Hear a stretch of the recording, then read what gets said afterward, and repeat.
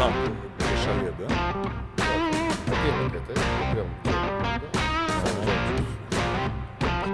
Так и как вам наша картина в целом? Ну, Да. реквизит наш, Ангус. Короче, картину вот в гугле потом, ну, вбейте Анджела Дэвидсон, Британия, это, ну, художник, вот это ее стилистика, она вот такие пишет картины. И мы в Британии были, я говорю, это большая вот такая же, где-то стояла картина, бык Ангус, она нарисовала.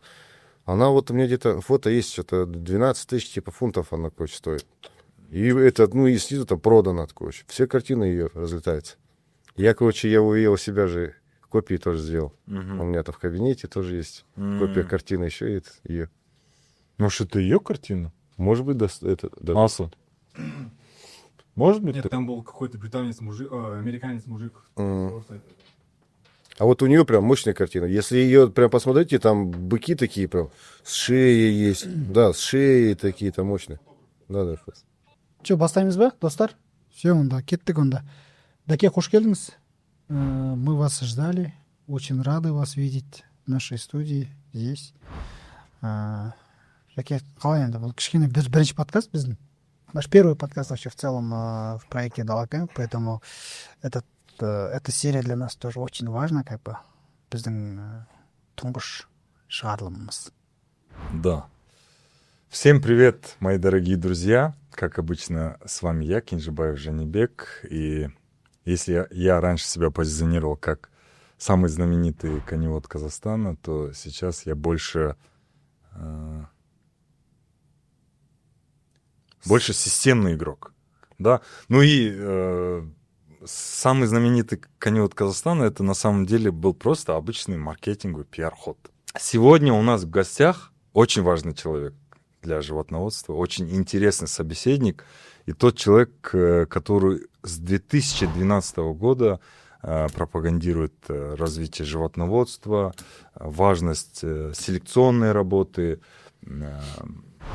привозит технологии, если я не ошибаюсь. И недавно наш гость создал Союз животноводов Казахстана и стал ее операционным руководителем. Это Даурен Салыков. Даурен, приветствуем. Қош келдіңіз, Даке. Похлопать можно? Конечно. Давайте похлопаем Даке. Да, добро пожаловать. Спасибо. Ассаламу алейкум всем. Жаке, да, Жаке. Кстати, желание надо загадывать. Первый ваш подкаст, я хочу сказать, более того, что это первый подкаст в моей жизни даже. Да. То, что вот, да, рядом с вами, мы знакомы, дружим, и то, что рядом картина, как бы греет душу, так как я руководитель, вот именно, вот как же я сказал, Республиканской палаты Ангус Казахстан. Мы Ангус породу здесь уже вот с 2012 года мы ее очень активно продвигаем. Но я думаю, свою работу и миссию мы уже выполнили. Сейчас у нас пойдет и вторая волна развития именно по породе. Да, вот также мы создали в прошлом году Союз животноводов Казахстана. Я думаю, сейчас тоже это чуть попозже более подробно.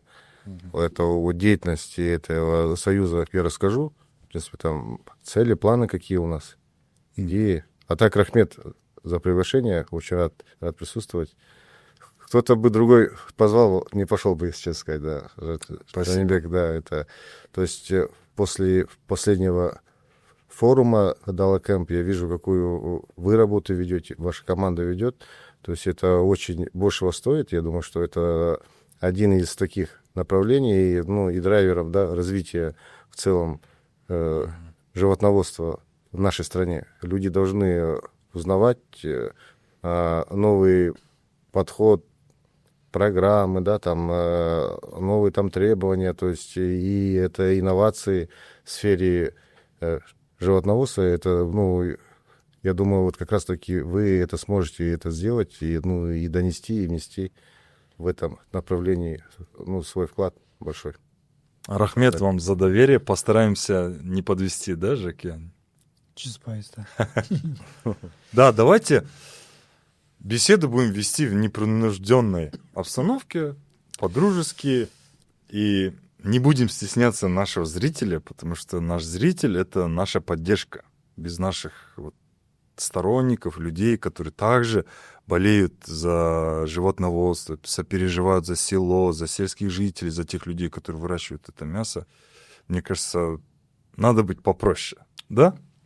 Мен де тура солай ойлаймын. Жалпы енді құрметті қонақтар, қазақ тілді аудиторияға бір ауыз айта кетейін енді. Әрине, екі тілде жүргізеді. Сен қазақша сұрақтарың болса, мысалы пікірің болса, қазақша сөйлей бер. Дәурен Салықов жақында ғана ашылған Қазақстан мал өсірушілер одағының басшысы, сонымен қоса Ангус Республикалық палатасының ең негізгі жанкүйері деп айтсақ болады. Дәке, қош келдіңіз. Шынымен де бейресми форматта жүргізейік. Мен әдейі галстук таққан жоқпын, сол үшін галстукпен жүретінмін, шешіп тастадым. Жалпы қалай, салаға оралайық. Салада қандай жаңалықтар бар, қандай өзгерістер болып жатыр? Мүмкін бір жақсы жаңалықтармен келген шығарсыз біздің студияға.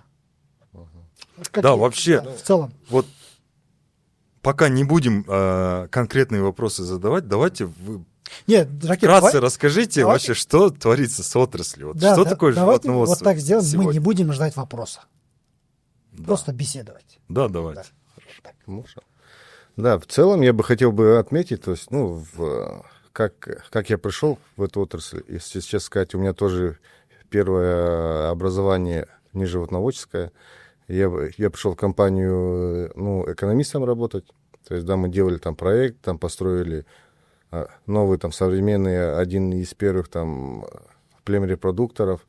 Да, мы занимались, там, можно сказать, документацией. Потом пошла стройка, потом пошел выбор породы какая, какой породы. И этот большой проект, он был целенаправлен на, его конечная продукция, это был экспорт. Опять же, и стал вопрос, да, бизнесмены сидят, экономисты говорят, вот сейчас мы заходим в новый проект, будем заниматься животноводством, и у нас, да, там конечный продукт будет мясо. И вот с этим мясом, если мы пойдем на экспорт, как мы можем больше заработать? Должен быть бренд у этого мяса, да, допустим, мировой бренд.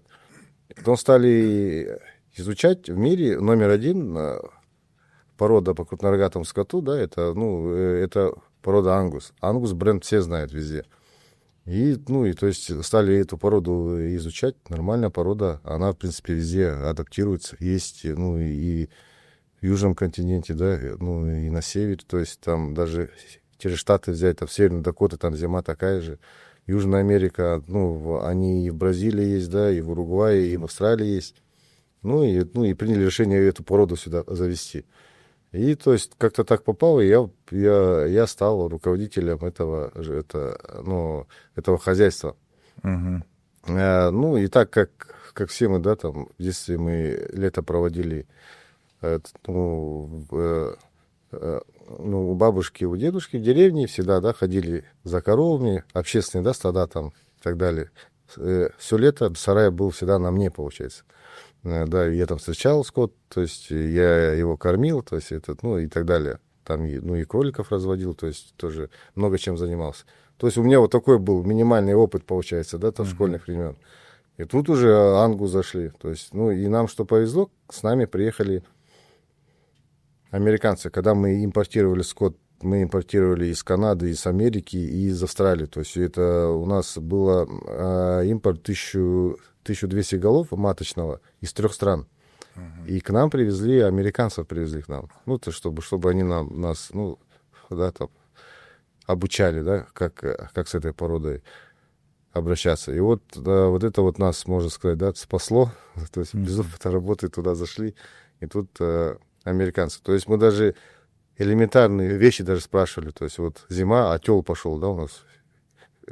Первые телята у нас, кстати, пошли 1 января, мы получили 1 января 2011 года, мы получили первого бычка, получается.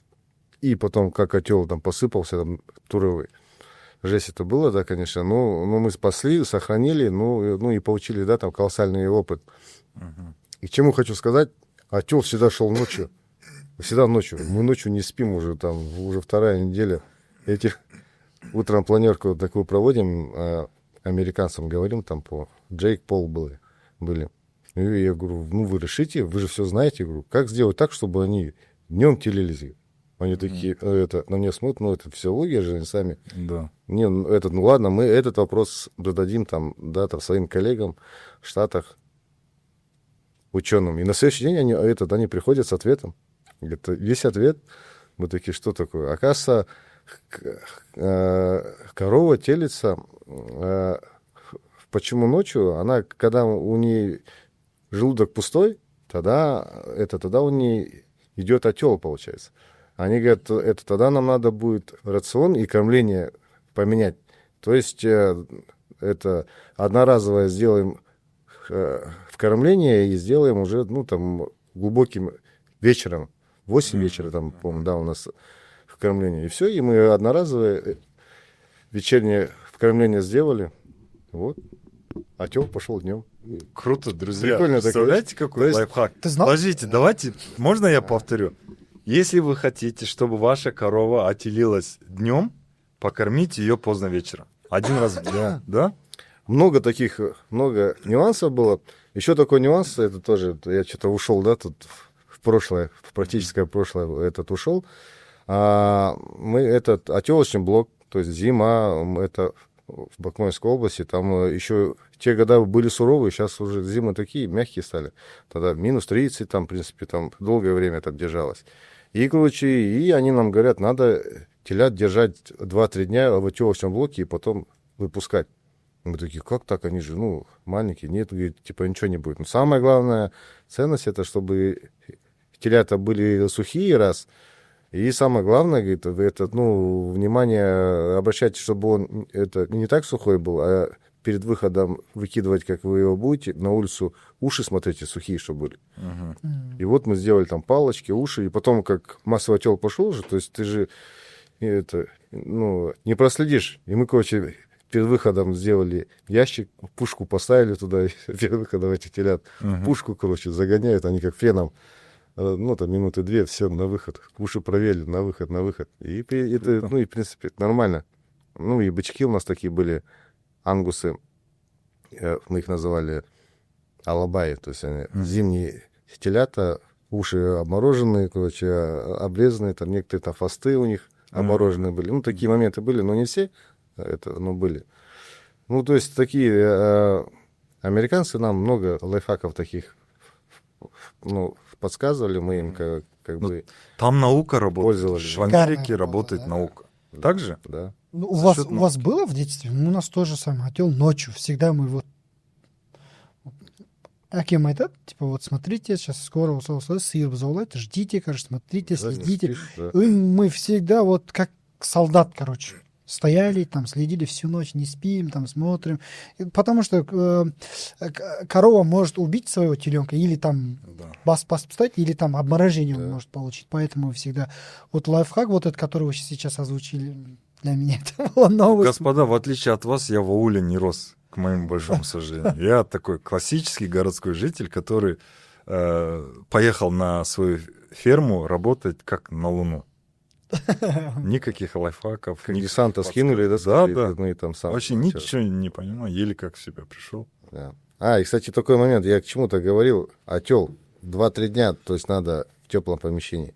А почему не больше? То есть у нас есть же время, то есть когда уже в конце, они говорят, в первые 7 дней этот теленок, он принимает тот климат, в котором будет жить. То есть это оказывается, надо в первые дни его туда выкинуть, и все, и он тогда, ему ничего не будет.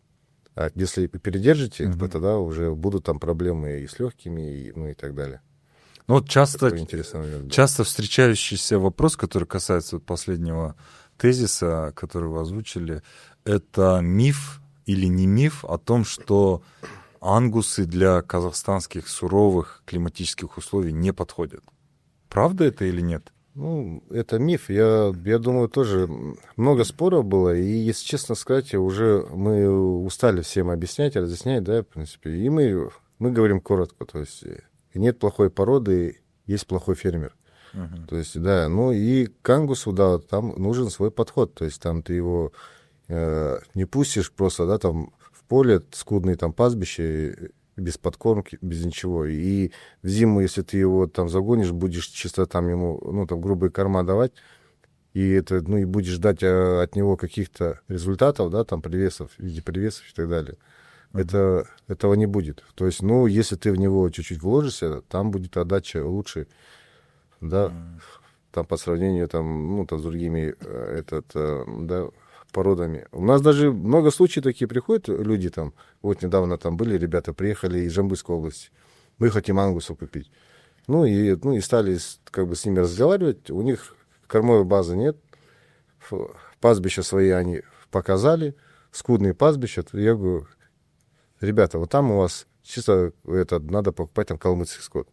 Идите вот там рядом, там соседи, там ребята, к ним подойдите, заводите калмыцкий скот. Если пастбище так более-менее, то там уже ахбасы. Если у вас там все хорошо, в принципе, и и кормовая база своя есть, там, и пастбище более-менее, да, хорошее, то тогда там ангус, да, он себя проявит. То есть, ну, вот так рекомендации даем. Ну, и некоторые спрашивают, вы точно работаете в ангус-палате?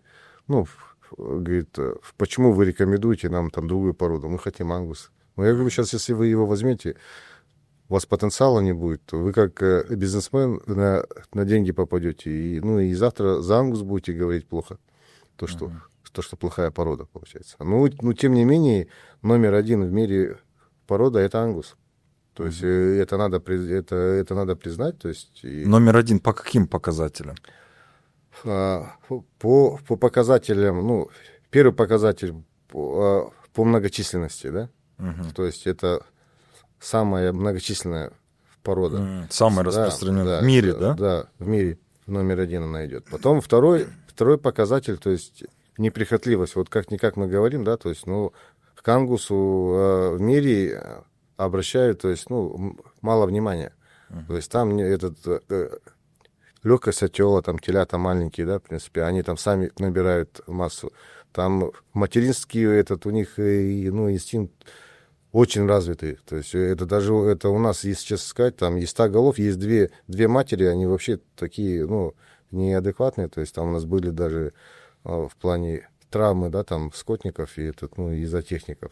И при этом на выходе они дают премиальное мясо. То есть в этом ценность тоже. На откорме, если взять за рубежом, то есть, ну, там Канада, Америка, там всегда стоят, мы их называем Микки Маусы, это, то есть, черный бык с белой головой. То есть это ангус, смесь с Герефордом, да, там, первое поколение. Вот это первое поколение, она даст, ну, то есть она лучше, этот бык будет лучше, чем ангус и лучше, чем Герефорд. Он лучше берет от матери и от отца, и на привесах он там показывает лучшие результаты в плане экономики. И у нас-то цель, то есть, была такая, то есть у нас в Казахстане многочисленная порода казахская белоголовая порода, да? Ангусы есть, в принципе, у нас их здесь достаточно. Только у члены палаты ангус у нас 124 хозяйства, да, и если взять, у нас есть и не члены, те, кто к нам не вошли, то есть они не ведут племучет, они как бы так разводят для реализации на мясо. А их где-то 200, по-моему, 220 где-то так хозяйств у нас, да? Отдельно, да? Да. Помимо 124. Нет, это плюс еще 100 хозяйств, те, кто не ведут учет, но они есть, они к нам не заходят.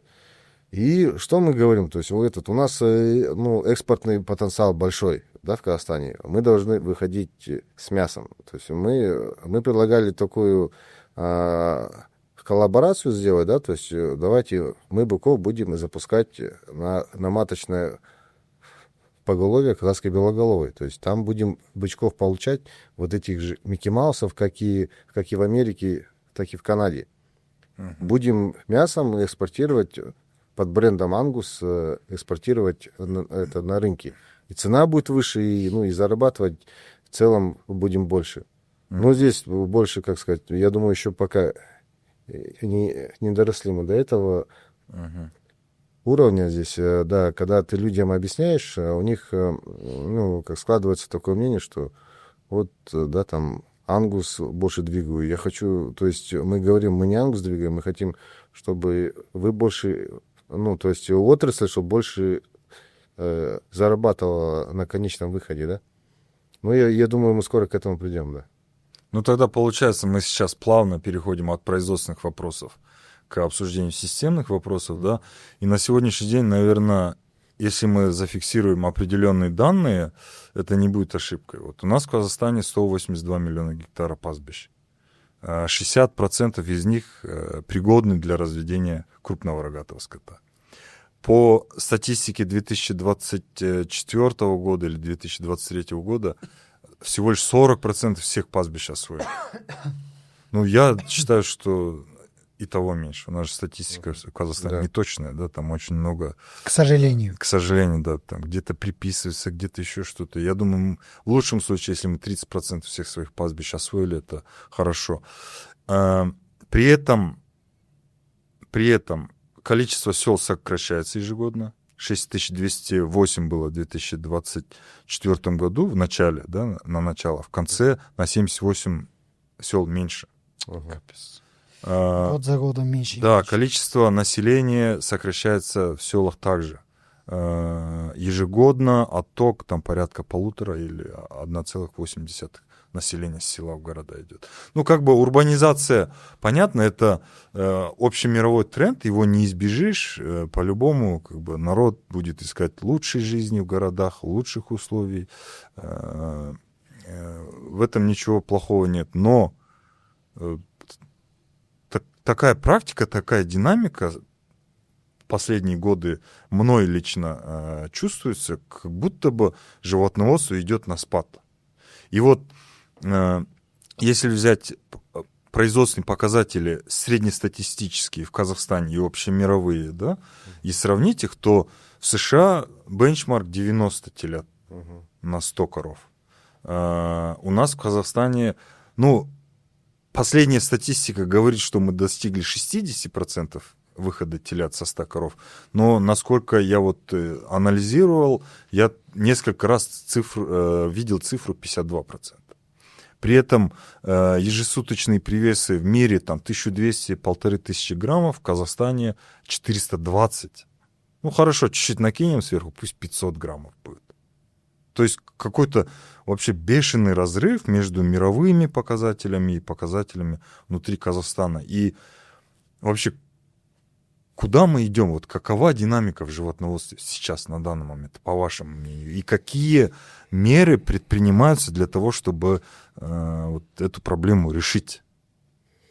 Да, к сожалению, динамика у нас нехорошая в этом направлении. Ну, скажу так, что в виде примера, да, можно, вот когда был старт дан первой программе, да, это экспортный потенциал мяса крупнорогатого скота. Вот, ну, когда я в те времена я работал на производстве, то есть там как раз-таки шла программа, чтобы, да, вот завоз и, ну, импортом скота, чтобы они давали продукт, получается, в виде племенных быков, и эти племенные быки шли на общественные стада, ну, и на мелкие, да, там, хозяйства, и это и велась работа породного преобразования скота. И тогда зафиксировали такой факт, что средний убойный вес, да, там, животного на тот момент, на старте этой программы, он был где-то 170 килограмм, по-моему, да, там была туша. И потом я помню, когда я уже пришел в палату, то есть 2016 год, тогда уже озвучивали, да, вот этот рост. То есть там что-то, там, я помню, разница 20 килограмм была. Да. Ну, то есть там, по-моему, либо 150 было, стало 170, либо что-то в этих цифрах, я точно не помню. То есть это как раз-таки была работа, да, породного преобразования. То есть что такое 20 килограмм ну, в убойном виде? Это, получается, мы бьем это ежегодно 2 миллиона голов. 2 миллиона голов, то есть если мы этот умножим на 20 килограмм, мы тогда в деньгах считали, что-то там где-то около плюс там 150 миллиардов, да, там тенге мы зарабатываем это путем породного преобразования.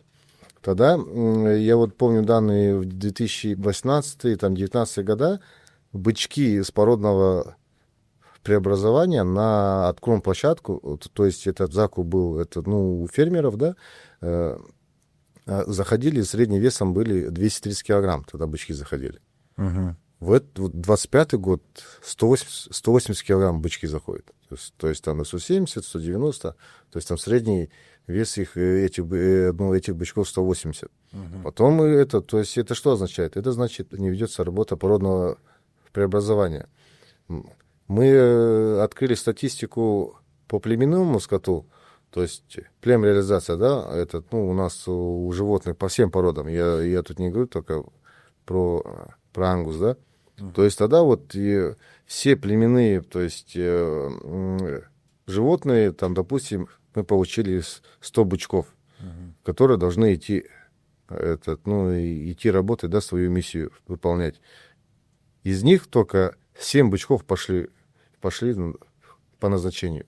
То есть 93 бычка ушли на мясо.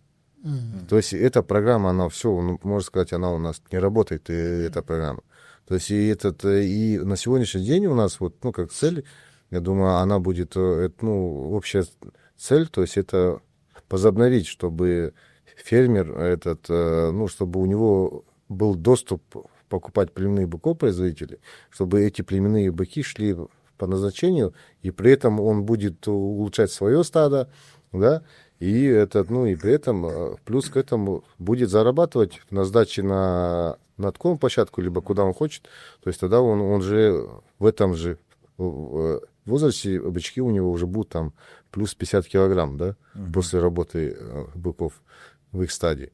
То есть я думаю, здесь самое главное, у нас проблема в Казахстане, и в животноводстве нет у нас преемственности власти, да. То есть каждый министр, то есть сколько уже их было, в каждом приходит что-то там свое там придумывает, да, допустим, рушит то, что было, и это новое, да? Да, и новое там создает. И самое главное, кто страдает? А страдают это фермеры. Вот даже я помню, при предыдущем министре он сидел, и помню, все задают, пусть он даст нам какое-то там направление, куда идти, влево, вправо, вперед, назад. Что-то, говорит, непонятно, то так, говорит. То есть четких таких нет, да, там у них показателей, куда к ним стремиться, и и к чему идти.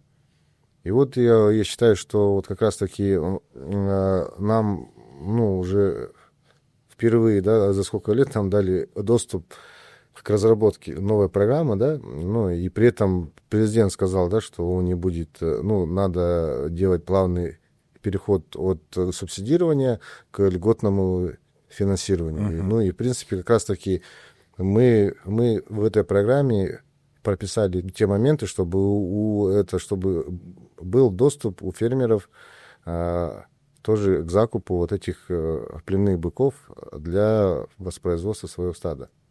Я сам замечаю, что животноводству последний год уделяется какое-то особое внимание. Глава государства несколько раз в своих выступлениях повторил одно и то же. Надо развивать животноводство. И прям четкие поручения. Разработать комплексный план мер. Даже субсидия, да, в этом году гораздо больше, чем... Да, объем финансирования увеличить поручил. Создать казахстанский экспортный бренд мяса. Казак Beef Heritage. И так далее, и так далее. Вот с чем это связано? То есть, я хочу понять, это связано с тем, что открываются какие-то новые возможности, или уже нельзя не обращать внимания на сложившуюся ситуацию? Или и то, и другое? Я думаю, главный толчок к этому это было июль-август месяц, да, резкий скачок цен на мясо. И и такой какой-то непонятный ажиотаж был. Я не понял, откуда это ветер дул, что нету у нас мяса, нету скота, то есть, и цена пошла вверх. То есть, да, там, и правительство не могло это оставить, да, в стороне. Они стали и обратили внимание на сферу животноводства. Я думаю, они ее стали изучать и видят, что там очень плохие дела, надо. Да, действительно есть Надо ее проблемы. поддерживать, да, там есть проблемы, есть, надо помогать, то есть надо на них обратить, ну, очень большое внимание. Ну, мы рады, что это произошло. Такие вот вы сейчас процент мяса озвучили. Вы хотите вместе с нами? Хотите запрыгнуть в нашу лодку?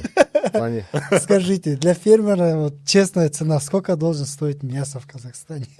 Можете цифры не озвучивать, ладно, пусть я один этот удар на себя возьму, но справедлива ли цена сейчас, которая есть на рынке по отношению к фермеру, и вообще, в принципе, мясо должно стоить дешево или должно стоить дорого? Вот. И можем ли Вопрос. мы, вот если мясо стоит сейчас сколько? Крейс, допустим, сколько стоит говядина? Не, я уже боюсь. Ну, сейчас на рынке Цена стоит 3 и 4 тысячи, да? 3600 цена. Ну, средний 3500 Вот, возьмем. как было, ага. Да. Вот как вы думаете, сколько должен стоить мясо, вот самая выгодная цена для фермера? Я скажу так, смотрите, то есть Имейте в виду, завтра Ответ- в рилсы могут вырезать. ответ будет такой, да, вот есть у нас производственная, да, цепочка, то есть, да, в нее входят это фермеры, племрепродукторы, откормплощадка, мясопереработка, да, ну и там где-то там посредники, да, там входят тоже. Ну, как вы знаете, да, что есть самый долгий путь, да, самые долгие деньги, это, ну, направление, и это сидят у фермера, у племрепродуктора. То есть, чтобы там корову зачать и ну, и пройти весь производственный процесс до прилавка, да, там, мясо там проходит 3 года, то есть это жить, да, там, без выходных, то есть там проработать, да, такую, ну, время столько провести, и ну, ему скажут, что, если ему скажут, что ты в этой производственной цепочке самое мало, ну, получил прибыли, это ты, да, то есть кто вырастил, ну, этого теленка, ему будет обидно. То есть если смотреть, то есть самая большая маржинальность, то есть самая, я считаю, что, ну, кто должен достойно зарабатывать, это вот тот фермер, который это, ну, имеет маточное, да, поголовье. Это тот, кто проходит такой долгий, сложный труд. Почему, ну, то есть, почему тогда тот же взять, ну, мясокомбинат, да, он быка купил, забил, и на следующий день мясо продал. Вот этот, ну, свою, да, там, прибыль получил. Ну, я думаю, что это вот как раз таки цену должны зарабатывать, то есть это вот те фермеры, кто выращивает вот этих бычков.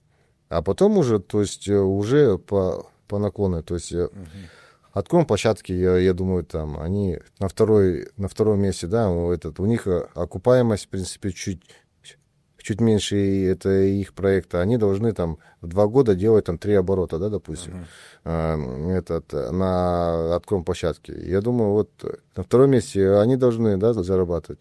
Ну и третье, это уже мясокомбинаты. То есть смотреть надо реально от времени, это от труда, да, и это условий. То есть и на всей, опять же, да, я скажу, вот этой производственной цепочке должен фермер, он, ну, получать достойную плату за свой труд. А вообще, в принципе, вот исходя из мирового рынка, мясо должно стоить дешево или дорого? То есть это субъект социальной политики или это все-таки субъект бизнеса? То есть объект социальной политики или это объект бизнеса? Ну да, здесь в первую очередь мы понимаем, что государство говорит, да, нам надо, ну, сначала что сделать? Ну, себя обеспечить, потом излишки продавать.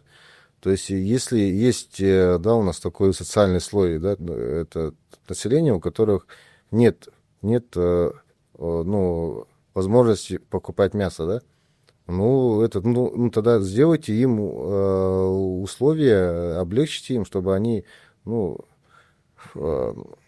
могли купить мясо, и ну, и при этом какая-то была бы там господдержка. Вот мы предлагали такой, да, механизм, вот, ну, все знают, там, Каспий, да, допустим, когда там при покупке чего-то тебе падают там бонусы, да, допустим. Мгм. То есть, ну, сделайте там с Каспи, переговорите, то есть, чем деньги давать, по-моему, сейчас они дают там где-то там в районе 50-55 тысяч тенге на вот эти удешевленные, да, товары. Мгм. Ну, там же нет контроля, куда он их потратил. Но вы там с Каспи, да, переговорите, допустим. Он пришел в любой магазин, купил мясо, за 6 тысяч тенге даже взял мясо. Пусть будет там 10 тысяч тенге.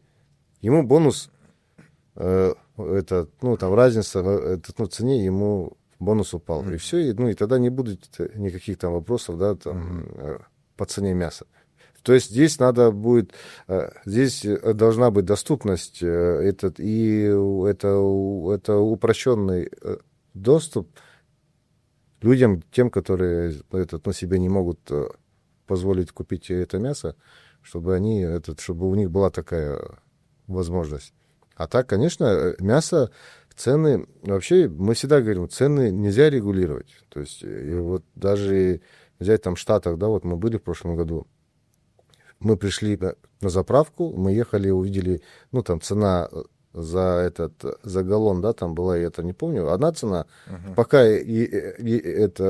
мы дошли до кассы, цена такой раз изменилась. Оказывается, цены ставятся на заправках от цены на бирже. То есть тут как бы это рынок, и никто не возмущается, да, там никто ничего не говорит. То есть это же рыночная экономика. И то есть мы не должны, да, вот так бороться с ценами, потом мы слышим, как идет наше мясо там контрабандой под видом картошки, там что-то еще там. Мы просто сами берем это и провоцируем на то, чтобы люди как-то обходили, да, там законы и возили наше мясо под видом там других продуктов. То есть мы за открытость, то есть, ну, рынок должен цену диктовать, а не государство. Отлично. Даке настоящий дипломат. Да. Вот так Как вот. красиво вышел, да? Да. Есть такой. Классный ответ, спасибо. Еще есть такой вопрос, который часто в обществе обсуждается, и он разделил животноводов, фермеров, бизнесменов в сфере животноводства по две стороны баррикады. Одна сторона баррикады говорит, дайте нам вывозить скот живьем. Вторая сторона говорит, ни в коем случае нельзя живьем вывозить, вся вот добавленная стоимость, она должна оставаться здесь внутри Казахстана. Вот как быть? Вот каково ваше мнение? Надо открыть прям и живьем, и мясом, или все-таки живьем нельзя вывозить скот? Да, ну, здесь такой тоже такой вопрос. Здесь есть личное мнение мое, да, то, что я как думаю. Есть мнение о том, что мы вот сейчас вот двигаем, как сказать, продвигаем от союза, да, нашего нового. Ну, я скажу, ну, так, среднее, да, получается, дипломатически, это, ну, таким путем. По идее, то, что есть мнение такое, что говорят, что сейчас, если граница откроется, там, мы там весь скот, да, туда, все вывезем, допустим. Да никто не вывезет весь скот, то есть маточное поголовье никто не будет вывозить. Если будет идти и спрос на бычков, допустим, да, никто не продаст свой станок, да, который там производит тебе вот этих бычков. То есть он, наоборот, будет брать больше маточного, и чтобы на следующий год дать еще рынку больше, да, там приплода в виде бычков. То есть это будет стимулирующий фактор. Плюс второе, при открытии границ, если даже сейчас вот, ну, живьем откроют, бычков, допустим, здесь пойдет уже конкуренция пойдет. То есть откроем площадки уже чуть-чуть, им надо будет, плюс дополнительно это уже, как сказать, конкурировать, да, надо вести работу, ну, и заинтересовывать мелких фермеров. То есть тогда они будут им покупать там пленных быков, производителей, будут давать им там задатки за этих будущих бычков, которые они будут, да, там к ним сдавать. То есть это, ну, уже пойдет такая работа, чтобы этот скот не ушел живьем, чтобы он, ну, в виде фильтра остался на этих откром площадок. То есть это уже рынок их сподвигнет, ну, там, более, я бы сказал, ну, там, более сложной, да, работы. Ну, и там есть там свои риски, то есть мы эту работу раньше вели. Мы, ну, то есть мы как сказать, мы против любых вот этих ограничений. Если бы даже ввели бы какой-то закон запрещать, да, это был бы мощный старт в сфере этого бизнеса, и более того, этот бы закон он повлиял бы на мощную инвестицию в нашу страну. То есть весь мир бы к нам пришел. Вот я на Далакемпе, когда были у вас, я в виде примера, да, там приводил, то есть взять там самый крупный экспортер, один из самых, это Бразилия, то есть у них спрос есть, то есть они, экспортируют очень большие объемы, но при этом у них спрос, идет больше. Что они делают?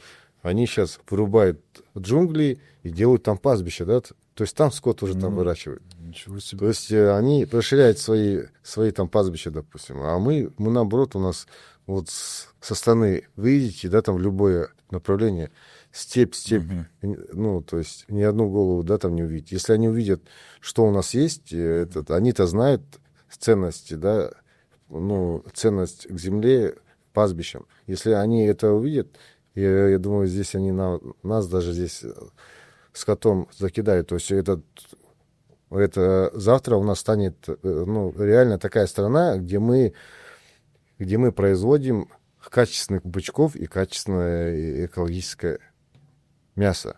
Пятый мы там, да, там в стране по пастбищам, и будем мы пятый по экспорту мяса. Пятыми мы можем стать в мире. Смело, да. Смело, да? Смело, в перспективе скольки лет, как думаете, сколько времени потребуется? Если 20... Вот сейчас будем надеяться, придет новый парламент, да, в виде Курултая, да. Если там какая-то инициатива будет, то есть, будущим, да, депутатам, если они протащат новый закон запрещать, да, вот этот вот как раз будет точка отчета, роста в развитии животноводства. И я думаю, за, минимум, то есть за 5 лет мы увидим уже первый результат, а в 10 лет мы уже будем там в топ экспортеров. 10 лет. Вот. 10 лет немного.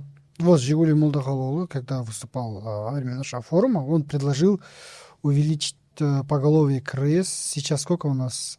7, да? 8,8 миллионов голов. 8,8, да? Но он предложил увеличить до 13, если не ошибаюсь, миллионов. За 5 лет. Как вы думаете, можно? Не, он же рассказывал концепцию плана развития животноводства. То есть там план нам поставили, чтобы Казахстан к 2030 году достиг 12 миллионов голов. То есть сейчас у нас 8,8 миллионов, нам надо 12 миллионов. Я тоже пользуясь случаем, да, наша площадка, то есть много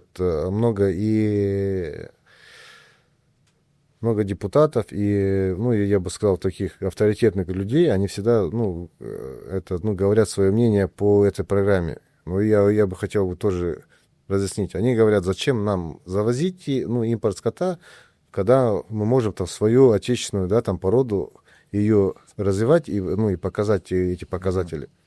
То есть, сама суть-то программы, то есть нам сказали, план, да, в 2030 году достичь 12 миллионов голов. Если мы будем сейчас при имеющемся, да, поголовье будем сами развиваться, то есть, это и размножаться, то есть это увеличивать, да, поголовье, мы к 30 году дойдем только до отметки 10,5 миллионов голов. То есть, а чтобы нам достичь цель, нам надо импорт. Завозить сюда, как я говорю, там станки в виде маточного поголовья, любой, да, там породы, и чтобы они уже, нам эту скорость, да, там прибавляли к достижению вот этой цели.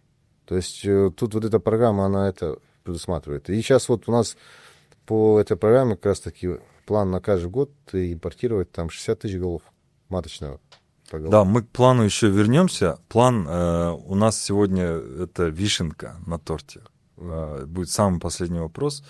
Но до этого еще пару моментов у меня есть, которые я хотел бы выяснить у нашего эксперта. Есть такой интересный момент. Мы анализировали рынок США, Аргентины, Бразилии, Австралии, ну, топовых стран, и выявили, что порядка 70, ну, там, 60-70% всего поголовья этих стран содержится в малых фермах. Не в ЛПХ, не в личных подсобных хозяйствах, а прям в бизнесе. В бизнесе, который имеет поголовье от 100 до 300 голов.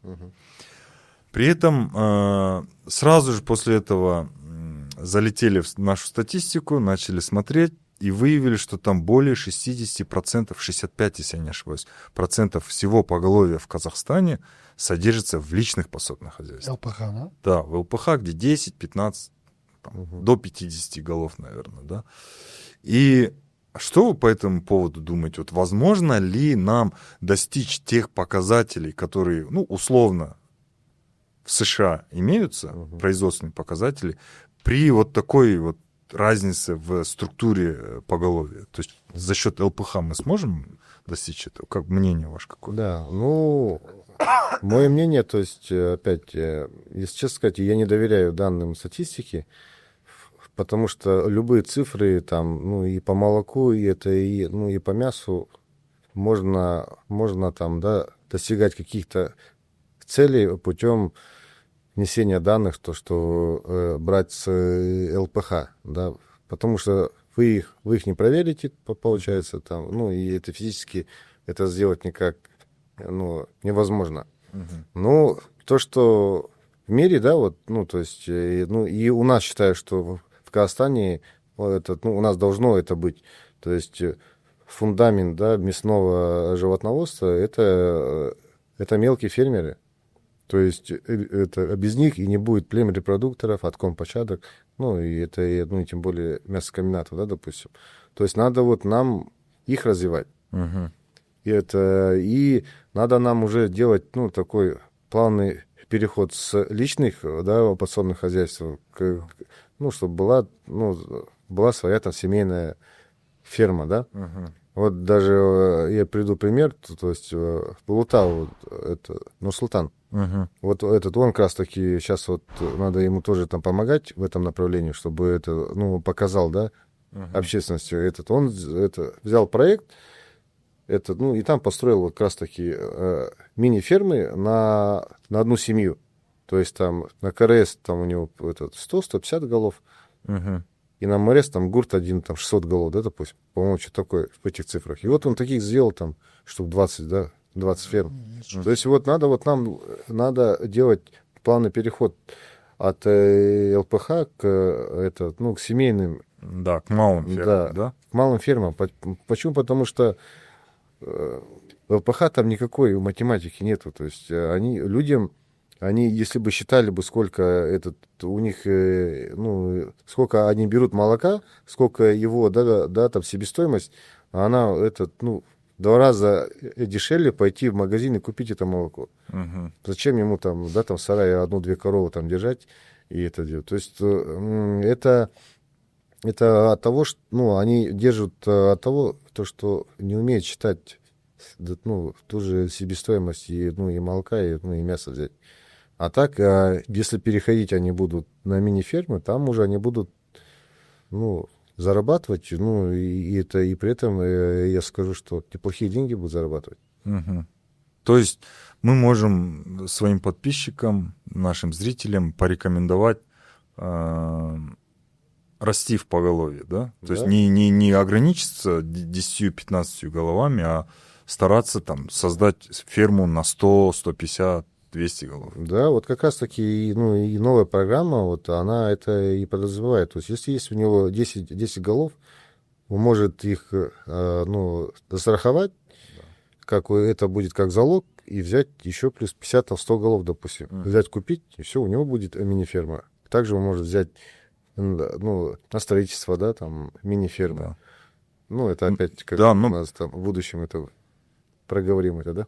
При этом, к сожалению, ну, мы же не то, что, к сожалению, мы ЛПХ никуда не денем. Личное подсобное хозяйство в аулах — это зачастую единственный источник проживания, пропитанию. Көзі, да? Иә. Көп ауылдың адамдары сол 10-15 сиырдың арқасынан өмір сүреді. Дұрыс қой? Не вот Сүтін если- сауат, Ну, етін жейді, базарға тапсырады. с одной стороны, Дәурен дұрыс айтып отыр ғой, мысалға, вот смотри, человек по-любому занимается животноводством, у него, допустим, есть определенное количество, да, то есть он с такой количеством не выходит в плюс, то есть где-то он даже в минус уходит. Если бы он увеличил поголовье, допустим, там, из 50, ну, грубо говоря, я говорю сейчас вот примерно, кішкене есептеп айтып отырмын ба адамдарға, мысалы, 50 бастан хотя бы 120-100 басқа дейін жеткізсе, он бы выходил бы там на какие-то плюсы, да? Вы же вот это сейчас подразумеваете, да? Да, и Тем вот... более и у нас с племенным хозяйством особо там никто не занимается. Дәбәрәт сиырлар ғой көбісі, беспородный сиырлар. И өткенде президент та мысалға өзінің жиынында осыны айтып отыр ғой, малды асылдандыру керек, малды асыл тұқымдандыру керек деген сияқты. Вот мы про это говорим, да, про то, что нужно заниматься породным преобразованием, нужно увеличить выход мяса, нужно доращивать, да. Ну, согласитесь, что 12-месячного бычка сдать в откорм-площадку намного выгоднее, чем 6-месячного или там 7-месячного после отъема, да. Потом необходимо формировать правильный рацион, профилактировать болезни, там, лечить правильно, соблюдать какие-то санитарные нормы. То есть производственных вещей очень много, и, к моему большому сожалению, личные подсобные хозяйства не осведомлены об этом. Да? В аулах вот как? Да, вот Подожди, я к рекламе веду. Да, подожди. я К расскажу. рекламной интеграции. Хорошо. И вот. Аккуратно, да? Да, аккуратно, незаметно. И вот личные подсобные хозяйства не знают, как правильно вести свое подворное хозяйство, не знают, какие технологии есть. И вот мы специально для того, чтобы личным подсобным хозяйствам было выгоднее свой скот содержать, мы разработали платформу для онлайн-образования. Мы записали огромное количество часов курсов, и в этих курсах мы рассказываем фермерам, как заниматься кормозаготовкой, как заниматься репродукцией, как откармливать, как перерабатывать, какие стандарты есть. Там, допустим, есть просто обычная переработка, да, вот, по нашим традициям, а есть международные стандарты обвалки, условно, там, USDA американский или MSA австралийский. И вот мы эту платформу сейчас уже запускаем и надеемся, что наши курсы, они реально принесут практическую пользу нашим фермерам, и они начнут показывать намного лучше не только производственный, но и финансовый результат. Хорошая реклама. Да, Жаки, а почему это вы говорите, что от 6 месяцев выгодно сдавать на откорм-площадку 12 месяцев? Ну, я когда с откормочными площадками разговариваю, вот с теми, с которыми я разговаривал, они сказали, что готовы давать за 12-месячных бычков больше, чем... Больше. Да. А я думаю, там, ну, то есть это у нас чуть мнение как бы такое, другое. То есть мы говорим всегда, что мелкий фермер, он должен зиму заходить чисто с маточным поголовьем. Угу. То есть мы же понимаем, что себестоимость скота, она начинается, да, это вот с того момента, когда скот заходит в стойло. То есть там идут все затраты основные. Ну, и на корма, там, зарплаты и так далее. Да. И его до этого момента он должен всех телят скинуть. Угу. А это как раз-таки будет там возраст до 8 месяцев. Угу. То есть да, а там уже уже откорм-площадка, она должна у них выкупать и уже их выращивать. Ну, есть другие... А если ранний отел сделать? ранние условно, там, ноябрьский, декабрьский отел.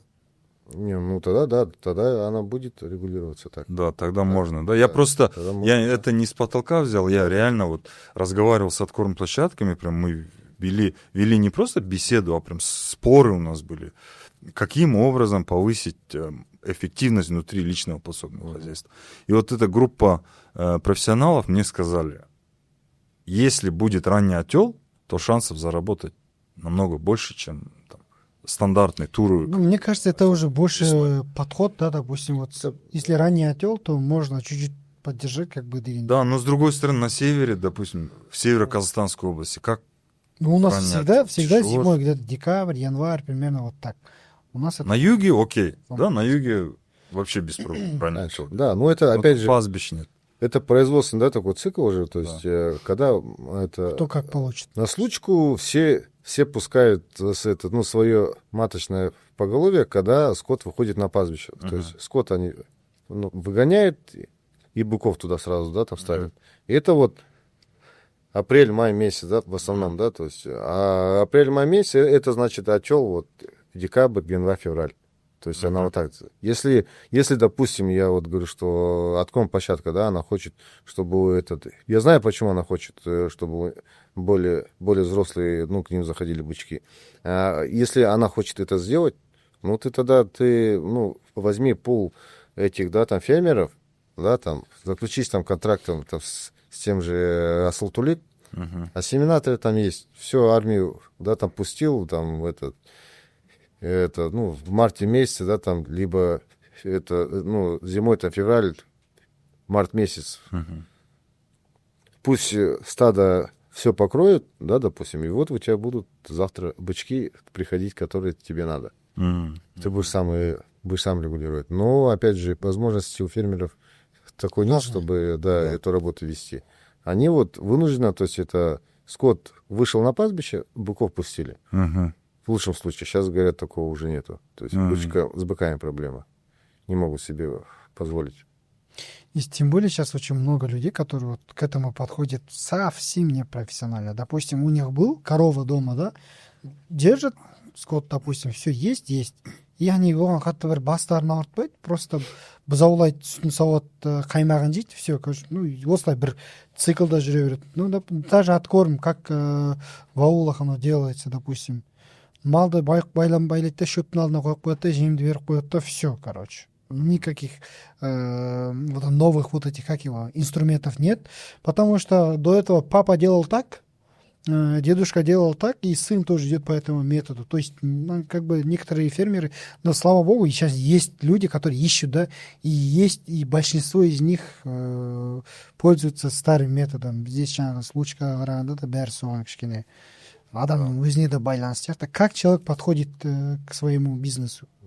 От этого тоже... Ну... Есть еще такой момент, кстати, на форуме, опять же, на вашем форуме, Терра Ердос, да, он презентовал. Видели, да, где на пастбищах, то есть он делает на пашне, на пастбищах, да, он ставит рулоны с тюками, ограждает, эти поля, получается, да, там клетки, и это и постепенно этим животным дает доступ к этому сену.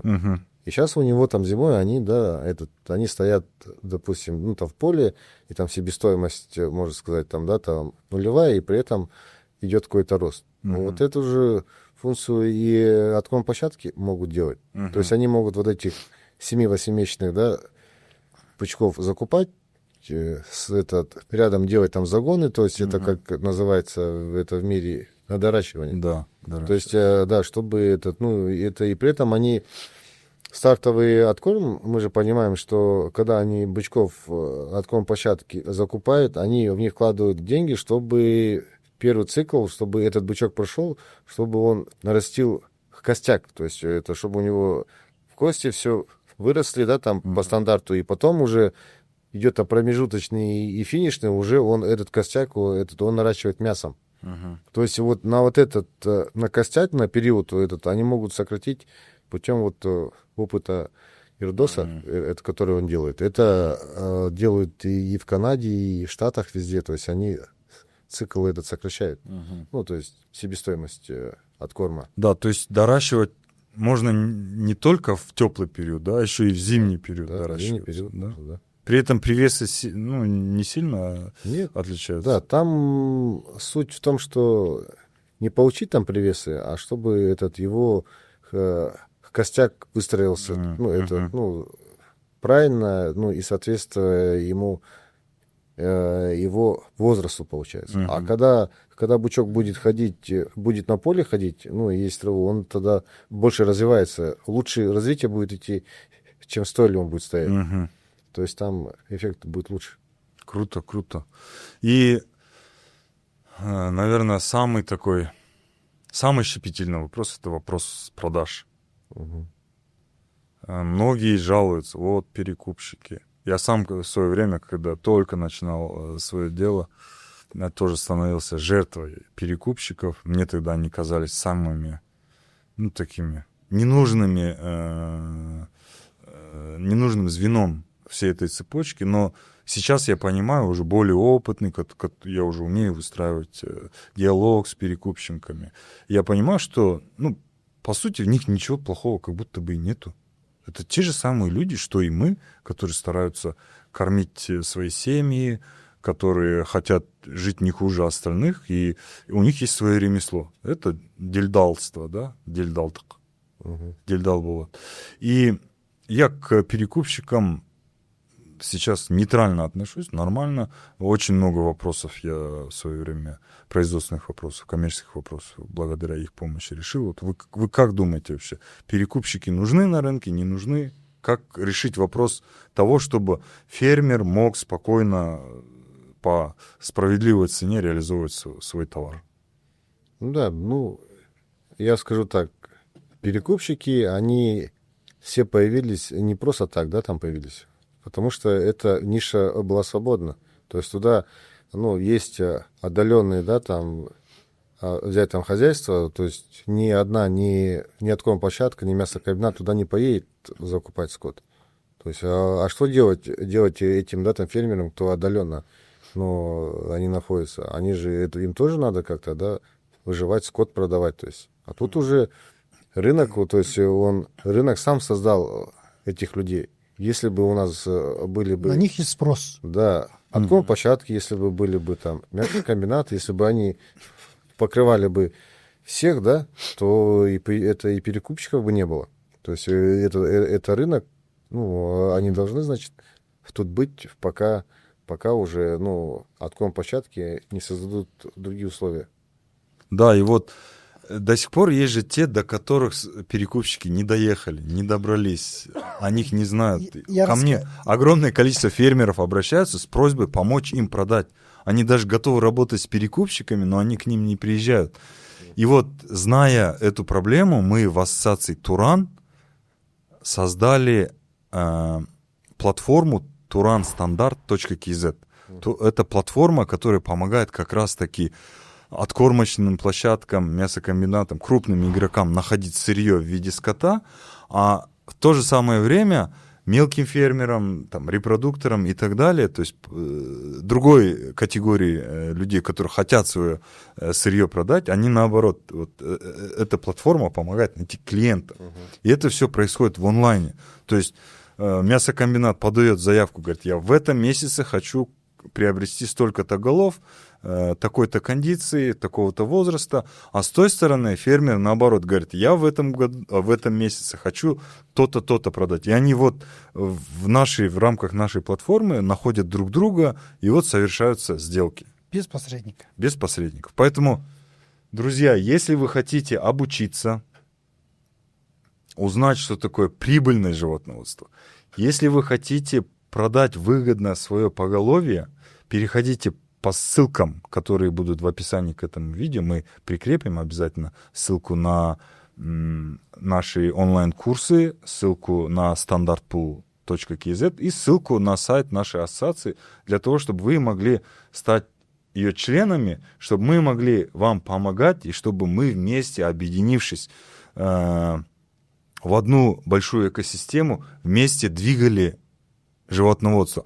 А также мы являемся партнерами Союза животноводов Казахстана. Мы на форуме торжественно подписали соглашение, и между нами нет конкуренции. Мы помогаем друг другу. Наоборот, благодаря нашему сотрудничеству, вашему, нашему, ДАКе и благодаря вашим членам, мы будем еще сильнее, быстрее будем развивать рынок, и давайте попробуем сделать Казахстан протеиновой державой. и войти в топ-5 У нас другого варианта нет. экспортеров. Да. Да, мы будем, только дело времени, да. И я тоже хочу сказать, то есть такой момент, я работал, да, в Республиканской палате Ангус Казахстан, да, есть коллеги у нас по другим породам. И и такой пример, да, кстати, вот в Риксосе тоже 2017 год мы там проводили мясной тур. Там выставку животных делали тоже, конференции делали, и мы приглашали тоже зарубежных, да, гостей. И вот, кстати, гала-ужин, да, у нас идет, это вот наш стол, Ангус, Герефорд, Ахбасы, калмыки, то есть, там все сидят.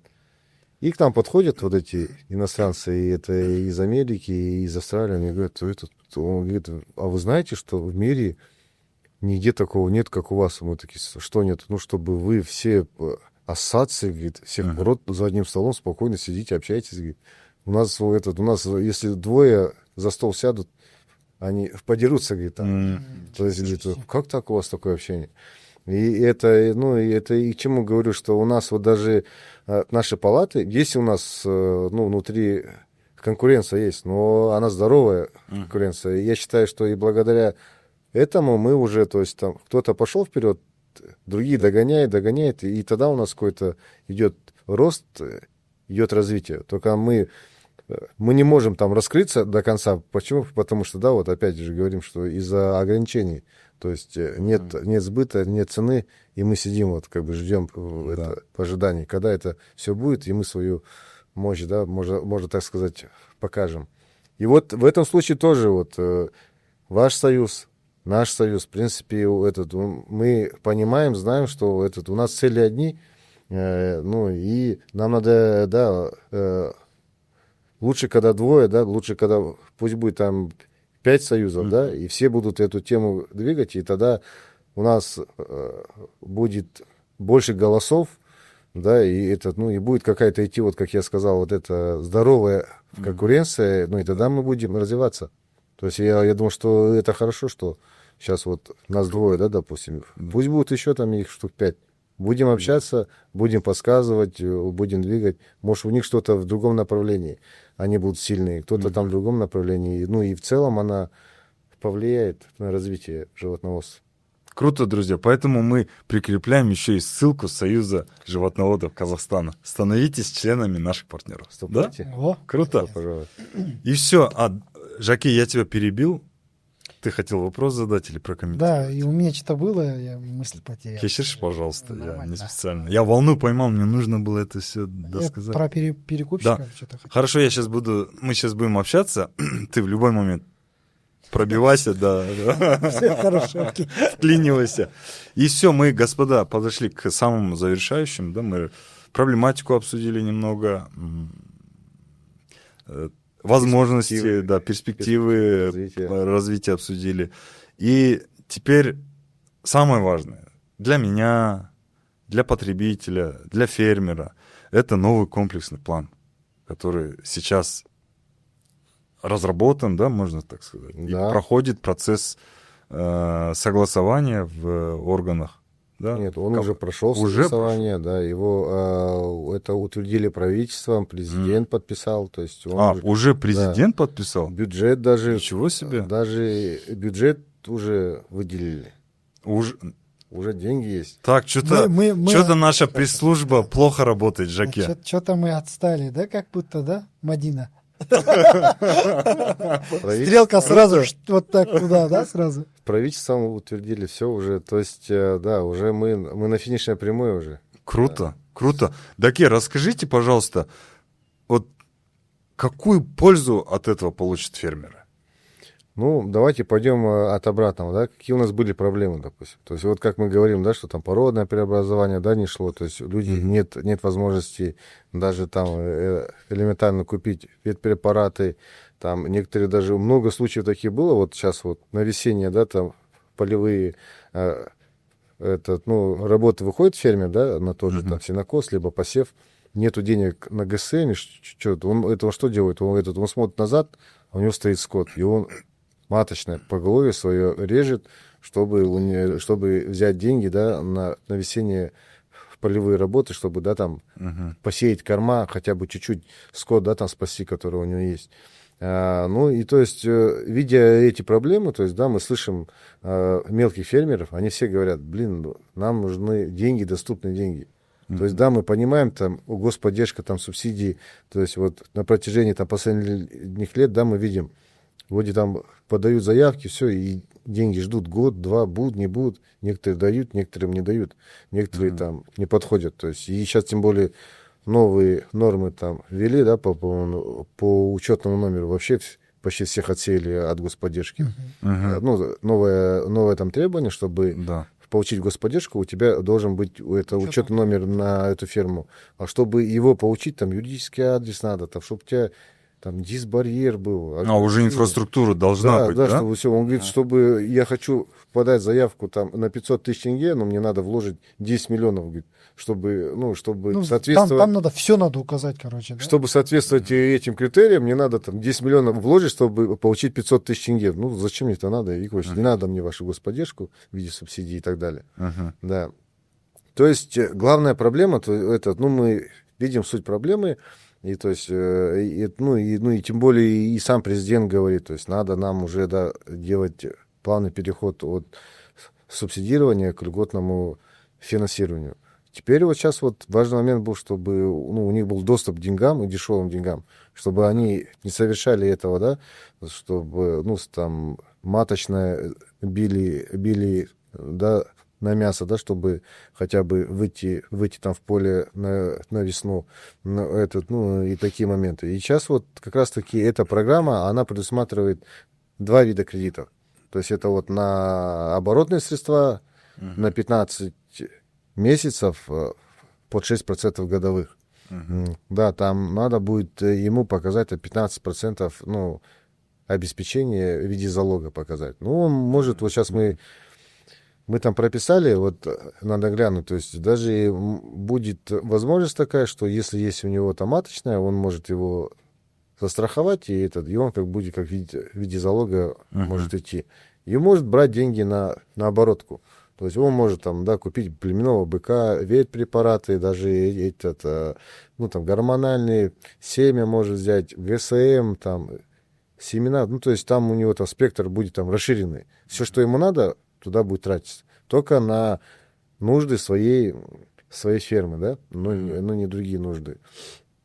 Плюс к этой, да, там критерии к оборотным средствам и попадает откон площадки, и племрепродукторы, это кроме мясокомбинатов.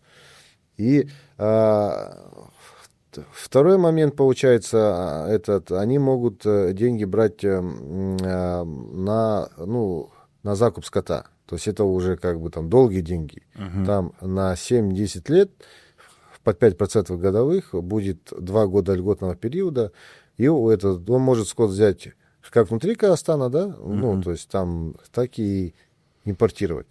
Мы считаем, что, если для мелких фермеров, они будут брать здесь, у нас в Казахстане, да, чтобы был доступ у них проще. Они же не поедут за границу покупать там 100-200 голов, да? Они будут здесь, это поголовье брать. А те крупные, кто хочет уже в этот бизнес зайти, они уже будут импортировать. Импорт тоже мы там аналитику делали, есть там по странам у нас аналитика, откуда, как завозить. А плюс еще такой момент, там тоже будет направление, на строительство тоже будут давать ферм. Там на год там план стоит 150 ферм пока. То есть на пилотном проекте. То есть от 100 голов до 1000 голов, в принципе. Может взять деньги и построить мини-ферму свою, в принципе, и взять оборотку. А от 100 голов все согласовали или... От 100 голов, я думаю, мы от Союза закинули, то есть нашу рекомендацию на совещаниях, везде говорим, но пока я пока не видел изменений. Я слышал, что вот мы вместе же участвовали в этом, вместе предлагали, мы просили там 100-300, чтобы было, да? Я слышал после этого, что пока на 300 остановились.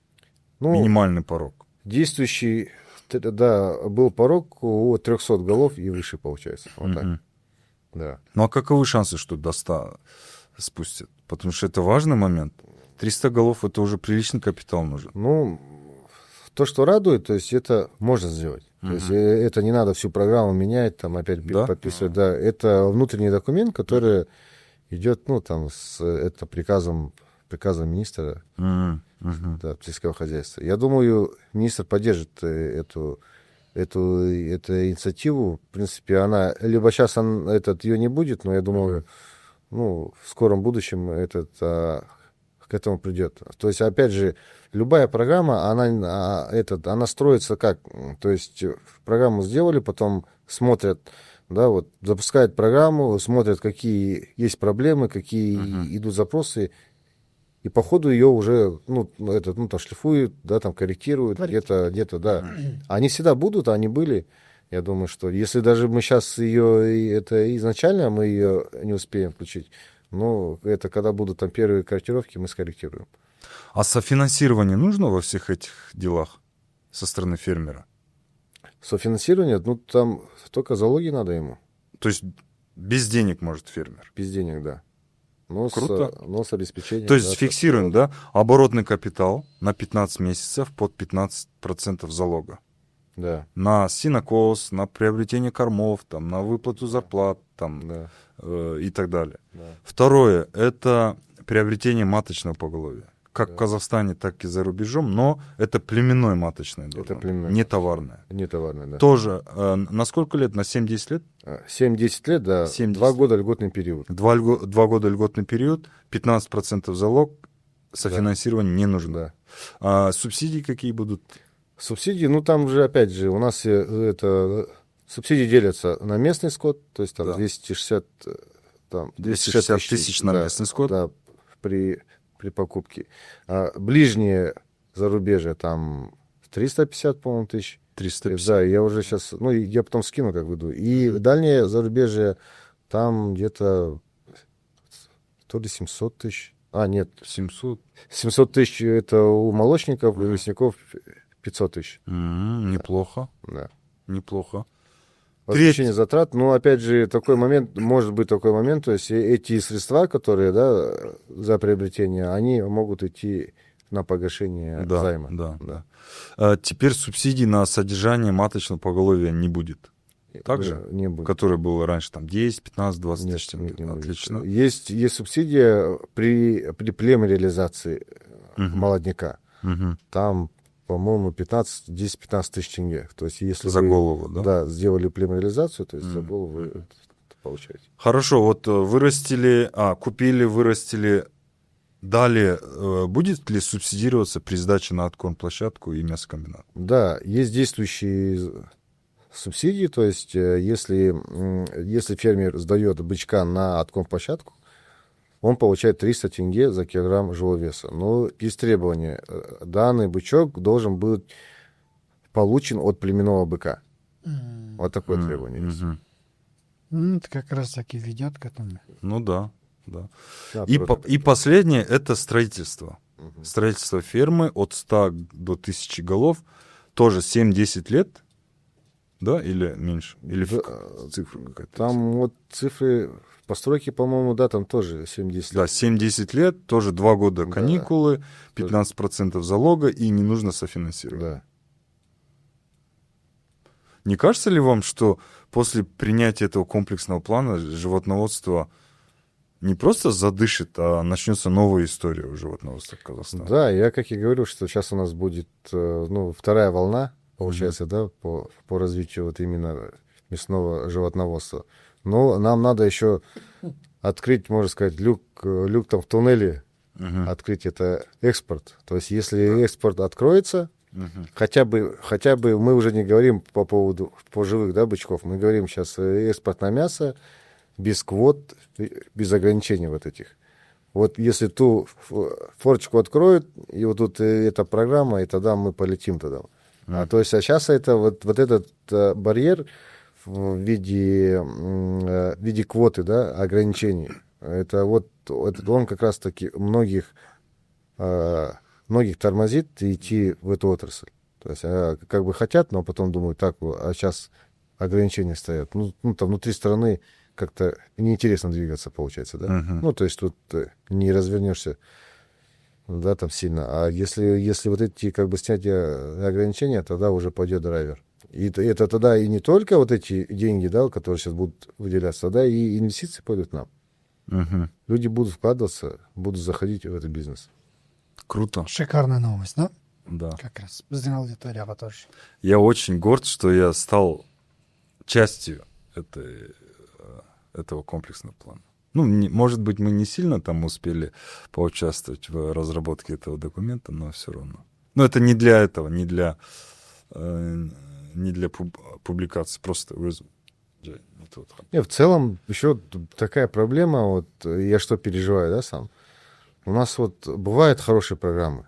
То есть вроде все прописали, вроде и идея есть, и, ну, и это и намерения, да, там планы, все есть. Вот, а как она вот только выходит на исполнителей, и это, ну, и там тормозится. В плане, я вижу риски, что вот фининституты, боюсь, что они вот эту программу затормозят. То есть будут спрашивать, ну, дополнительные там требования, какие-то свои включать, еще что-то. И это, ну, как сказать, да, Но на самом палки деле, в колеса будут ссылать. на самом деле Вот с это рынка уже есть фидбэк определенный по этому комплексному плану. Вот, в частности, наши члены, они говорят, надо убрать норму по учетному номеру. Номеру?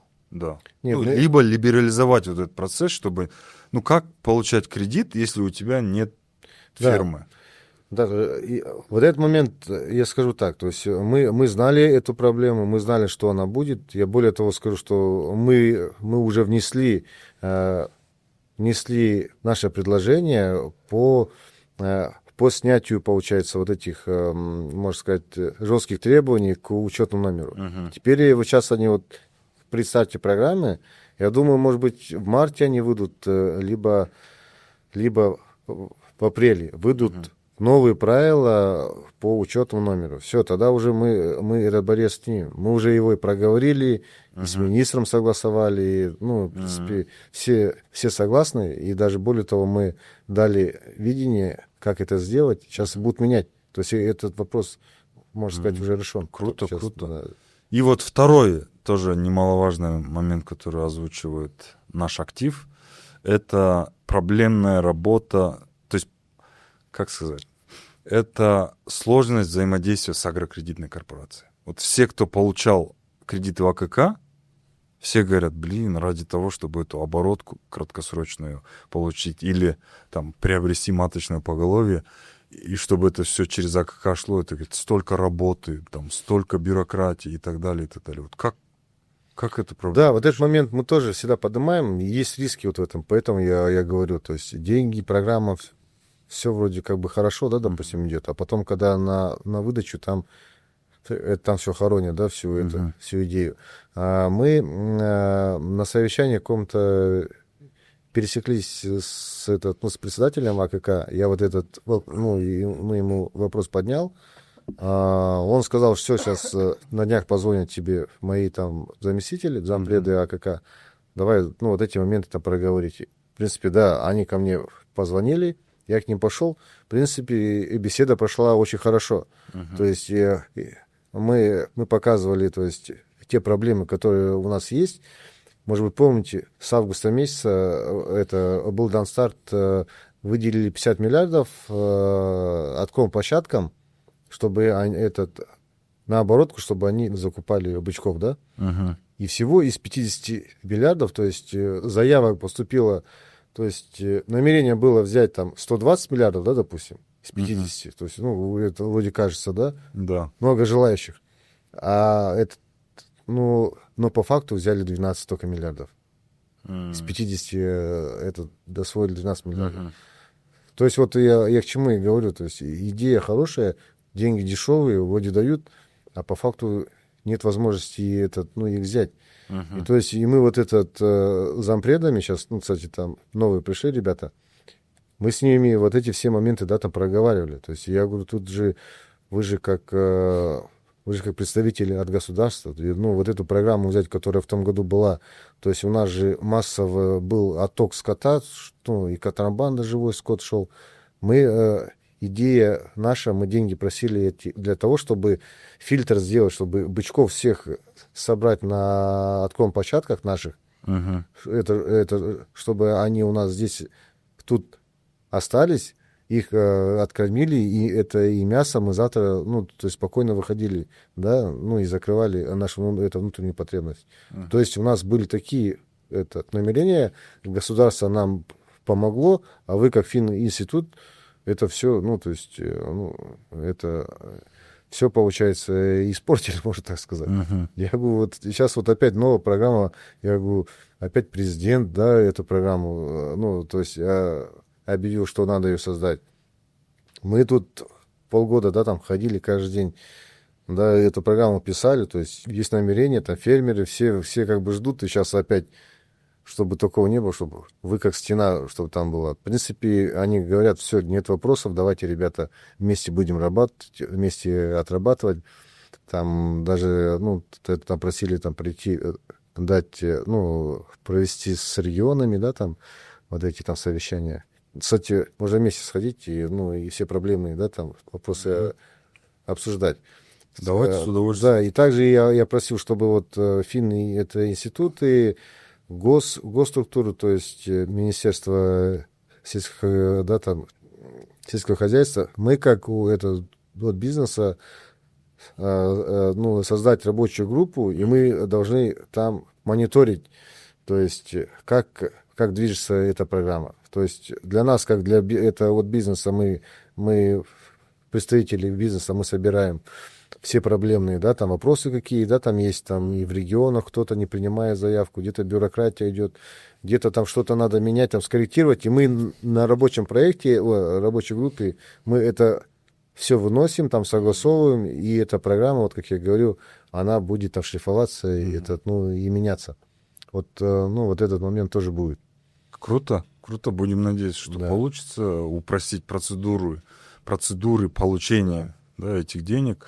Такие, может быть, что-то осталось, что вы хотели бы обсудить, озвучить, но мы прошли мимо этого. Так, ну, вроде все сказал. Ну, Рекламу наша- какую-нибудь. Реклама, да. Ну, мы люди скромные, так тоже, реклама.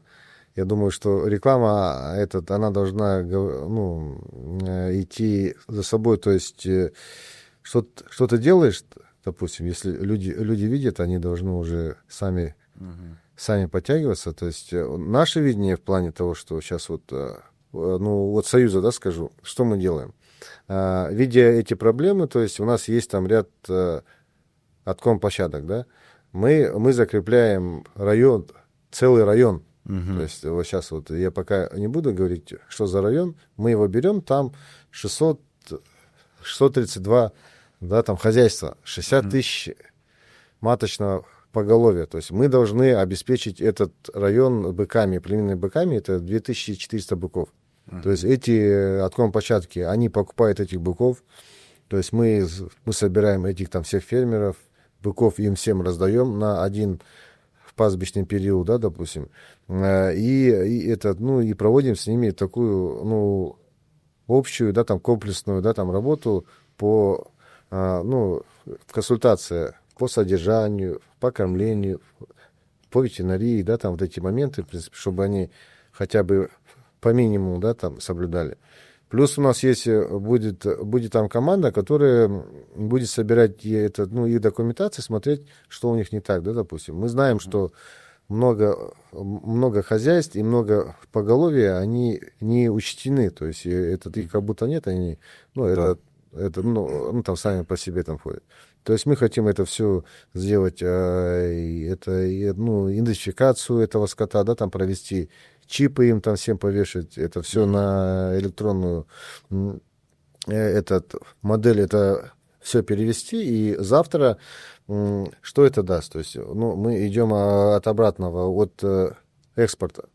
Мы готовимся к экспорту мяса на Турцию. То есть у нас вот это сейчас пока цель. Мы этот район, то есть, оцифровали, да, всех животных, мы им племенных быков дали, по ветеринарии все моменты все провели.